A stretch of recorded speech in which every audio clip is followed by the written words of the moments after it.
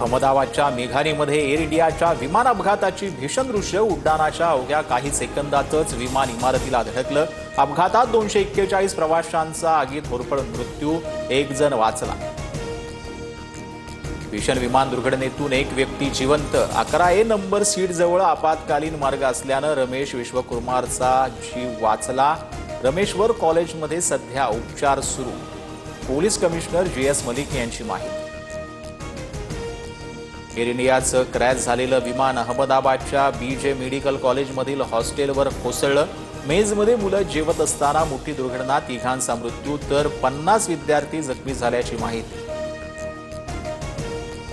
अहमदाबादमधील विमान दुर्घटनेनंतर गृहमंत्री अमित शहांकडून दुर्घटनास्थळाची पाहणी, रुग्णालयात जखमी नागरिकांचीही विचारपूस. तर पंतप्रधान मोदी गुजरातला जाणार. भाजपचे नेते CR पाटील यांची माहिती. विमानात 1.25 लाख लिटर इंधन होतं. स्फोटातील भीषण आगीमुळे कुणालाही वाचवता आलं नाही. विमान दुर्घटनेबाबत अमित शहांकडून शोक व्यक्त.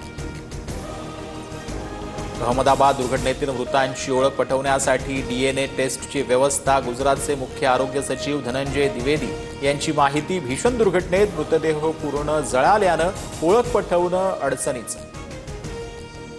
मृतांच्या कुटुंबियांचा DNA घेण्यास सुरुवात. DNA मॅच झाल्यावरती कुटुंबियांना मृतदेह सोपवले जातील. मृतांचा आकडाही अधिकृतपणे घोषित करू, अमित शहांची माहिती. अपघात स्थळावरून विमानातील ब्लॅक बॉक्स सापडला. अपघाताचं नेमकं कारण ब्लॅक बॉक्समधून उलगडणार. ब्लॅक बॉक्स उड्डाणाशी संबंधित माहिती ध्वनी रेकॉर्ड करतो. अहमदाबाद येथील विमान दुर्घटना हृदयद्रावक. हे दुःख शब्दात मांडू शकत नाही. बचाव कार्यात सहभागी सर्व यंत्रणा आणि मंत्र्यांच्या मी संपर्कात. पंतप्रधान मोदींकडून शोक व्यक्त.